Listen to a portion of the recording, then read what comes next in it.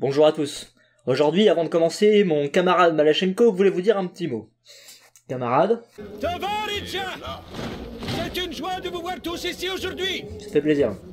Et ma joie sera plus grande encore quand bientôt vous franchirez ces murs! Pardon? De quoi tu parles là? Nous montrerons à ces chiens de l'OTAN comment on se bat! Calme un peu quand même, calme. C'est pas trop l'idée là. Ils pensaient pouvoir nous imposer leurs lois et nous soumettre! Ouais, Ils pensaient que nous courberions les Chines! ouais. Mais aujourd'hui, nous allons leur montrer que l'armée rouge ne s'incline devant personne! Oui, doucement quand même, doucement. Aujourd'hui, ils vont voir la puissance de l'Union soviétique! Pour les blagues, on va parler de blagues. Voilà.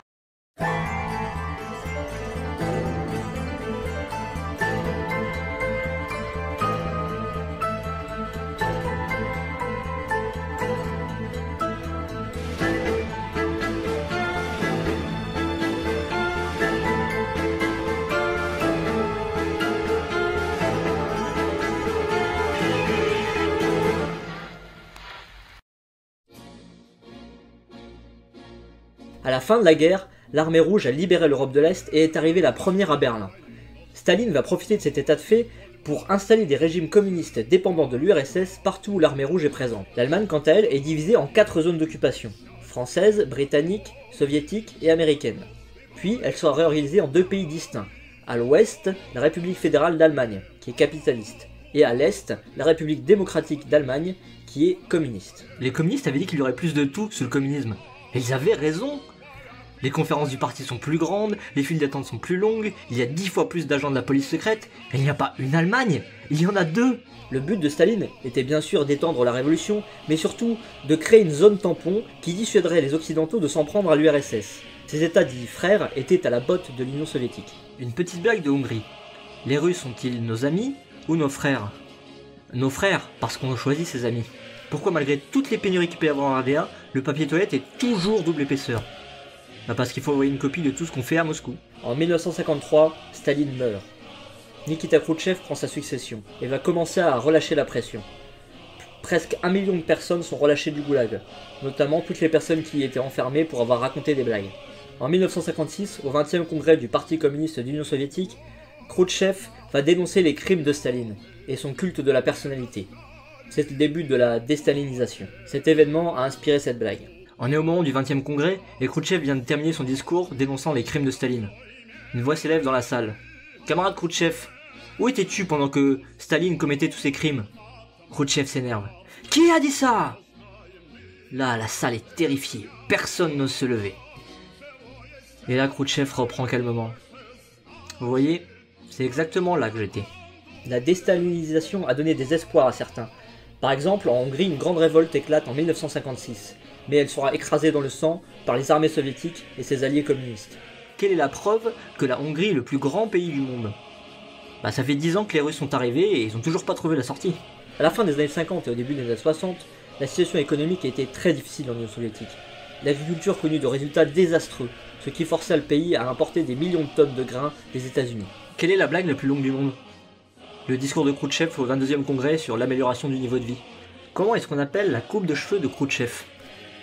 La récolte de 1963. Pourtant, en ce qui concerne la course à l'espace, l'URSS était en avance par rapport aux États-Unis. Premier satellite avec Sputnik, premier être vivant dans l'espace avec la chaîne Laika, premier homme et première femme dans l'espace avec Yuri Gagarin et Valentina Tereshkova, et j'en passe. Mais ces exploits incroyables étaient moqués dans certains pays de l'Est. C'est un cosmonaute roumain qui va sur la Lune. Avant de partir, il laisse un petit mot sur la table pour prévenir sa mère. Parti sur la Lune, je reviens dans une semaine.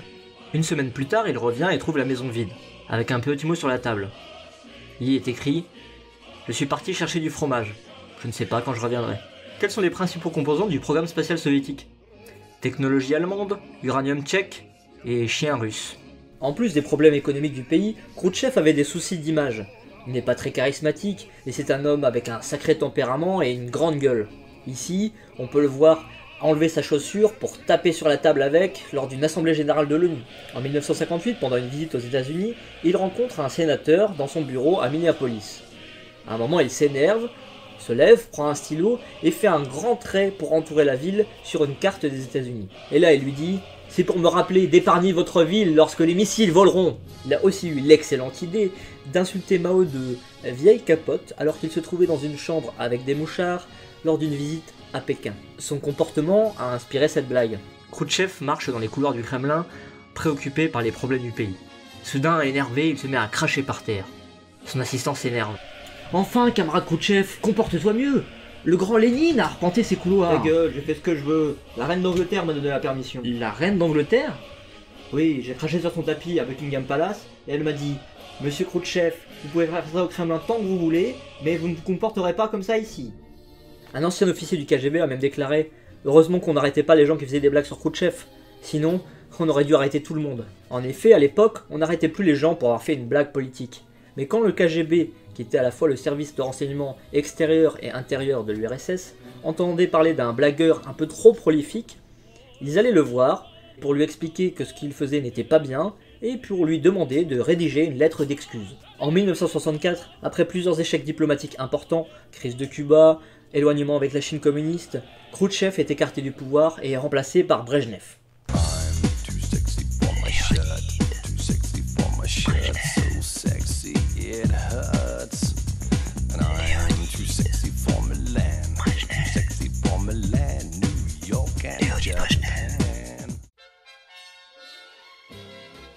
Les conditions de vie ne sont pas faciles dans le bloc de l'Est. On manque souvent d'un peu de tout, et le quotidien est fait de nombreuses files d'attente. Une mère de famille dit à une autre « Ah, il paraît qu'il y aura de la neige demain !» Et l'autre lui répond « Oh, bah pas moyen que je fasse la queue pour ça, moi. » Un type est en train de marcher à cloche-pied sur la place rouge avec une seule chaussure. Il croise un ami qui lui demande « Ah, t'as perdu une chaussure ?» L'autre lui répond « Non, non, j'en ai trouvé une. » Un mec vient de mourir et arrive en enfer. Arrivé là, il se rend compte qu'il peut choisir entre l'enfer capitaliste et l'enfer communiste. Il va d'abord voir à l'enfer capitaliste, et là, il n'y a absolument personne. Il demande au démon à l'entrée « Comment ça se passe, l'enfer capitaliste ?» Le démon lui répond « Bah d'abord, on t'écorche vivant, ensuite on te fait bouillir dans l'huile, et puis après, on te coupe en morceaux avec des couteaux tranchants. » Forcément, ça plaît pas beaucoup au type qui se dit qu'il va aller voir du côté de l'enfer communiste, voir comment ça se passe. Arrivé là-bas, il y a une file d'attente immense, des milliers de personnes qui attendent pour rentrer. Du coup, il prend sa place dans la file d'attente, il fait la queue comme tout le monde, puis arrivé à l'entrée, il demande au démon « Comment ça se passe l'enfer communiste ?» Le démon lui répond « Bah d'abord on t'écorche vivant, après on te fait bouillir dans l'huile bouillante et on te découpe en morceaux avec des couteaux tranchants. » Là le mec il comprend pas, il s'exclame « Mais c'est exactement la même chose que l'enfer capitaliste, pourquoi il y a autant de gens qui attendent ici et il y a personne de l'autre côté ?» Et là le démon lui répond « Ben des fois on a plus d'huile, des fois on a plus de couteaux, des fois il y a plus d'eau chaude. » Les produits manufacturés étaient souvent de mauvaise qualité, et par exemple, il fallait attendre près de 10 ans pour avoir sa voiture. Chaque pays avait la sienne, l'URSS la Lada, et la Trabant pour la RDA. C'est un type qui vient de finir de commander sa Lada. Il apporte les derniers papiers, il paye, et là le type du guichet lui dit « Très bien, c'est bon, bah revenez dans 10 ans et puis vous aurez votre voiture. » Et le mec lui répond « Le matin ou l'après-midi ?»« Qu'est-ce que ça peut vous faire ?»« Bah c'est-à-dire que le plombier vient le matin, donc... Qu'est-ce qu'on trouve dans les 6 dernières pages du manuel d'utilisation d'une Trabant? Les horaires des bus et des trains. Pourquoi est-ce qu'il n'y a jamais de braquage en RDA? Bah parce qu'il faut attendre 10 ans avant d'avoir un véhicule de fuite. Forcément, avec tous ces manques, les habitants d'Europe de l'Est qui vivent près des pays d'Europe de l'Ouest ont envie d'aller tenter leur chance là-bas. C'est particulièrement le cas pour Berlin, car en effet, même si elle est située au cœur du territoire de la RDA, elle est divisée en deux, et la partie ouest est une enclave de la RFA. Et donc beaucoup de citoyens s'en servent pour fuir à l'ouest. Pour empêcher cela, les autorités de la RDA vont bâtir en 1961 le fameux mur de Berlin, qui interdit tout accès vers Berlin-Ouest. Le nom officiel du mur en RDA était le mur de protection antifasciste. Un père discute avec son fils. Dis-moi, ça a été à l'école aujourd'hui? Oui, aujourd'hui on a dû faire une rédaction sur le mur de protection antifasciste. Ah, et tu t'en es bien sorti? Oui, j'ai eu un A+. Super. Et les autres? Ben, je sais pas, ils sont pas encore sortis de garde à vue. Depuis tout à l'heure, on parle beaucoup des blagues que se racontaient les citoyens, mais le régime aussi utilise l'humour, notamment par le biais de magazines satiriques, comme par exemple le magazine Crocodile créé en 1922. Le magazine se moque essentiellement du capitalisme et de l'impérialisme des pays occidentaux, toujours dépeints comme des vats en guerre qui ne recherchent que le profit. Parfois, elle pouvait se moquer des mêmes sujets, comme la mauvaise qualité des biens. Mais là où les blagues vont plutôt blâmer la mauvaise organisation du système, l'humour officiel, lui, va plutôt blâmer la fainéantise des ouvriers. Avec les années, la possibilité de critiquer le système par l'humour officiel devient de plus en plus grande. notamment avec le magazine Eulenspiegel, équivalent allemand de Crocodile. Ce magazine avait un partenariat avec l'ABI, Arbeiter and Power Inspection, inspection de la construction et des travailleurs. Cette institution supervisait tout, le commerce, les services, l'industrie, et il fournissait des informations à Eulenspiegel pour qu'ils en fassent des articles satiriques. En effet, toutes les entreprises appartenaient à l'État, et certaines n'étaient pas très regardantes sur la qualité de leur travail. Donc le but de Eulenspiegel était de les ridiculiser afin de leur mettre la pression pour qu'elles règlent leurs problèmes. Un moyen d'améliorer les choses par l'humour. En 1980, le général Jaruzelski, dirigeant communiste de la Pologne, nomme un nouveau porte-parole du gouvernement. Il s'agit de Jerzy Urban, un satiriste qui n'est pas membre du Parti communiste. Il va inclure de l'humour dans la communication politique du pays. Un jour, en conférence de presse, un journaliste lui demande s'il dit la vérité. Ce à quoi il répond « C'est la première fois que vous venez à une conférence de presse, vous, non ?» Un autre exemple, en 1986, les États-Unis proposent à la Pologne de leur fournir des quantités de lait en poudre pour faire face à la crise économique que traverse le pays. Évidemment, la première puissance mondiale qui offre un peu de lait en poudre pour aider à faire face à une grande crise économique, ça fait un peu pitié. Du coup, Urban a répondu en proposant 5000 sacs de couchage à la ville de New York pour régler son problème de sans-abri. C'est d'autant plus malin qu'une des principales critiques des États communistes face aux États capitalistes était de pointer du doigt leurs problèmes de mendicité, de chômage ou de sans-abri, problèmes qui n'existaient pas dans les pays communistes. Au début des années 80, Brejnev approche des 80 ans. De même, la plupart des membres importants du parti se font vieux. L'âge moyen des membres du Politburo du RSS en 1966 était de 54 ans. Cet âge moyen est passé à 70 ans en 1981. Qu'est-ce qui a 4 jambes et 40 dents? Un crocodile. Qu'est-ce qui a 40 jambes et 4 dents? Le comité central du Parti communiste d'Union soviétique. En 1974, Brejnev avait fait une attaque. Il en a fait une deuxième en 1976. Son état de santé empirait. Il arrivait à peine à lire ses discours à la télévision. Et pourtant, il restait en place. Ah, je reçois un communiqué. Le gouvernement de l'Union des républiques socialistes soviétiques a annoncé, avec un grand regret, qu'à la suite d'une longue maladie et sans avoir regagné conscience, le premier secrétaire du comité central du Parti communiste et président du Soviet suprême, le camarade Léonid Brejnev, a repris ses activités gouvernementales. Pour essayer de cacher l'incapacité de Brejnev à gouverner, on ajoutait toujours le mot « personnellement » aux articles qui le concernaient. Il intervenait personnellement. Il avait félicité tel acteur personnellement. On lui avait annoncé quelque chose personnellement. Eh, t'as entendu? Brejnev est mort. Quoi? Personnellement? Et effectivement, Brejnev finit par mourir en 1982. Mais le problème, c'est qu'on le remplace par d'autres vieux qui ne font pas long feu. Le successeur de Brejnev, c'est Andropov, qui meurt en 84. Puis il est remplacé par Tchernenko, qui lui meurt en 85. 2 membres du parti se retrouvent au funérailles de Tchernenko. Comment t'es rentré? Oh, j'ai eu une invitation. Et toi? Oh, moi, j'ai un abonnement. Pour mettre fin à tout ça, on va mettre un jeune à la tête de l'État soviétique, Gorbatchev, 54 ans. Il va commencer par s'attaquer à un des fléaux les plus importants de l'Union soviétique, l'alcoolisme. Qu'est-ce qui vient entre le socialisme et le communisme? L'alcoolisme. Gorbatchev a fait fermer la moitié des points de vente d'alcool et a augmenté les prix de 30%. Cette mesure va avoir un certain succès, mais ça va le rendre extrêmement impopulaire, comme le montre la blague suivante. Mais je vais laisser le principal intéressé vous la raconter. Стоит So the очередь joke is that there is a line за водкой. queuing to buy vodka in Moscow, На 2-3 километра. and it's 2-3 kilometers long. И мужики клянут Горбачева. And men are really blaming Gorbachev. Один из них говорит, пойду в Кремль и One of them убью. said, "I'll go to the Kremlin and I'll kill Gorbachev." Другой говорит, ну иди. And the other said, "Okay, you go." Он пошел. And he went.